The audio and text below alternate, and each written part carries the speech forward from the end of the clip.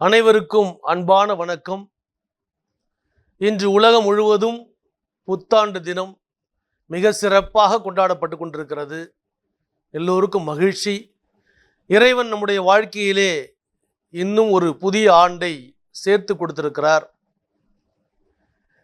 கடந்த ஆண்டு நமக்கு எத்தனையோ நல்ல சம்பவங்கள், துயரமான சம்பவங்கள், பலவிதமான நிகழ்வுகள் நிகழ்ந்திருக்கலாம். அவற்றிலிருந்து நாம் பாடம் கற்றுக்கொண்டு அடுத்த ஆண்டிற்கு எப்படி அடி எடுத்து வைப்பது, இந்த புதிய ஆண்டிலே என்ன செய்யலாம் என்ற யோசனைகள் எல்லாம் நிறைய இருக்கும். இந்த புத்தாண்டை எப்படி சிறப்பாக பயன்படுத்தலாம் என்பதையெல்லாம் நீங்கள் சிந்தித்து கொண்டிருக்கிறீர்கள். வாழ்க்கையில் முன்னேறுவதற்கு மிக அழகான ஒரு வெற்றி மந்திரம், சக்சஸ் ஃபார்முலா ஒன்றை இன்று சொல்லுகிறேன். அதை வாழ்க்கையில் எந்த நிலையில் இருந்தாலும், எந்த வயதில் இருந்தாலும் அந்த மந்திரம் உங்கள் காதுகளில் ஒலித்து கொண்டே இருக்கட்டும். உங்களுடைய உயர்வை யாராலும் தடுக்க முடியாது. ஒரே ஒரு சின்ன கதை மட்டும்.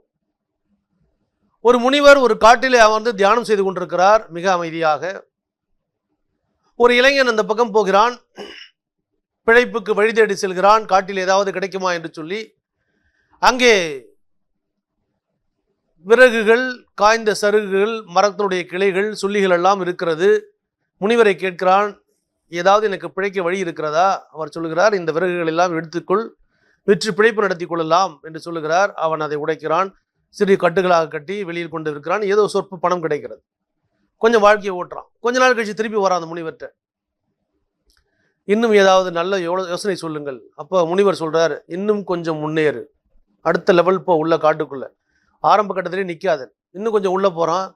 நல்ல ஒரு அதைவிட கொஞ்சம் விலை கூடுதலான நல்ல மரங்கள் இருக்கிறது, அவற்றை வெட்டுகிறான், அவற்றை விற்கிறான். அவனுடைய வருவாய் கூடுகிறது, அவனுடைய வாழ்க்கை மேம்படுகிறது. மீண்டும் வருகிறான், முனிவரிடம் கேட்கிறான், இன்னும் கொஞ்சம் முன்னேறு அப்படின்னு சொல்கிறார். அதை தாண்டி காட்டிற்குள்ளே மையப்பகுதிக்குள்ளே செல்கிறான். விலையுயர்ந்த மரங்கள், சந்தன மரங்கள் தொடங்கி மிக அதிசயிக்கத்தக்க மரங்கள், விலையுயர்ந்த மரங்கள் இருக்கிறது. அதையெல்லாம் வெட்டுகிறான், விற்பனை செய்கிறான். அவனுடைய வாழ்க்கை பல மடங்கு சிறப்பாகிறது. இது ஒரு கற்பனை கதையாக கூட இருக்கலாம், அதை பற்றி நமக்கு பிரச்சனை கிடையாது. ஆனால் நாம் தெரிந்து கொள்ள வேண்டிய ஒரு விஷயம் என்ன தெரியுமா? இன்னும் கொஞ்சம் முன்னேறு. இதுதான் இந்த நியூ இயர்ல நீங்க தெரிஞ்சுக்கணும். இன்னும் கொஞ்சம் முன்னேறு. இருக்கிற நிலையிலிருந்து இன்னும் கொஞ்சம் முன்னேறி கொண்டே இருப்போம். எந்த நிலையில் இருக்கிறோமோ, பொருளாதார நிலை, கலாச்சார சூழ்நிலை, நம்முடைய மனநிலைகள், நம்முடைய எண்ணங்கள், நம்முடைய சிந்தனைகள், நம்முடைய செயல்பாடுகள், நம்முடைய தொழில், நம்முடைய உறவு முறை, நம்முடைய நட்பு, எல்லாவற்றிலும் சிக்கல்கள், பிரச்சனைகள் கடந்த ஆண்டுகளில் இருந்திருக்கலாம். அவற்றில் உள்ள பிரச்சனைகளை எல்லாம் சரி செய்து கொண்டு இன்னும் கொஞ்சம் முன்னேறுவோம். நட்பு வட்டாரத்தை நலப்படுத்துவோம், உறவுகளை பேணி பாதுகாப்போம், தொழில் போட்டிகளை குறைத்து கொண்டு நல்ல முறையில் முன்னேற பார்ப்போம், பொருளாதார வசதியை மேம்படுத்துவோம், இறைவனோடு இணக்கமாக இருக்க இன்னும் முயற்சி செய்வோம். எல்லா உறவுகளும், கடவுளுடன், நட்புகளுடன், உறவுகளுடன், தொழிலிடம் செய்கின்ற இடத்திலே இருக்கின்ற எல்லா உறவுகளும் வாழ்க்கை நிலையில் மேம்படுத்தும். இன்னும் கொஞ்சம் முன்னேறுவோம். இந்த மந்திரம் உங்கள் காதுகளில் ஒலித்து கொண்டே இருந்தால் இருப்பதிலிருந்து உடனடியாக முன்னேறிவிட முடியாது. படிப்படியாக முன்னேறுவோம். ஒவ்வொரு நாளும் முன்னேற்றத்தின் அடிப்படையாக இருக்கட்டும். இதை மட்டும் தெரிஞ்சுங்க. ட்ரை பண்ணிட்டே இருங்க. முயற்சி நம்முடையது, முடிவு கடவுளுடையது. இன்னும் ஒரே ஒரு சின்ன இன்சிடென்ட் சொல்லி முடிச்சிட. ஒரு ஊரிலே மிகப்பெரிய அரசன் இருக்கிறான். அவன் பொதுமக்களை அழைத்து ஒரு போட்டி வைக்கிறான். ஒரு கோட்டை கதவு இருக்கிறது.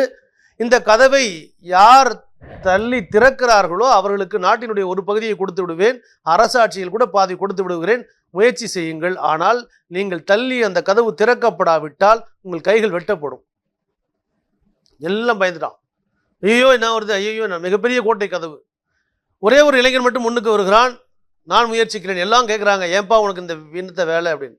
அவன் சொல்கிறான், கதவு திறந்தால் நாட்டினுடைய அரசன் நான், இல்லை என்று சொன்னால் என் கைகள் மட்டும்தானே வெட்டப்படும், உயிர் அப்படியே இருக்கும், பிழைத்துக் கொள்கிறேன், பார்த்து கொள்ளலாம், கடவுள் மீது நம்பிக்கை வைத்து முயற்சி செய்கிறேன் என்று அந்த கோட்டை கதவை முட்டி தள்ளுகிறான்.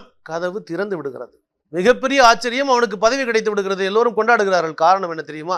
அந்த கதவுக்கு தாழ்பாலை போடவில்லை. இதுதான் வாழ்க்கை.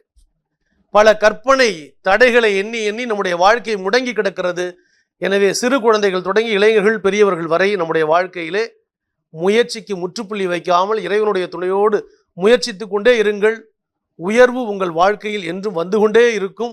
நான் சொன்னது போல இன்னும் கொஞ்சம் முன்னேறுங்கள். படிப்பிலே, தொழிலிலே, வருமானத்திலே, இறைபக்தியிலே, உறவிலே, நட்பிலே, எல்லா விதமான சகல சௌகரியங்களும் பெற்று எல்லோரும் அமைதியுடனும் மகிழ்ச்சியுடனும் வாழ வேண்டும்.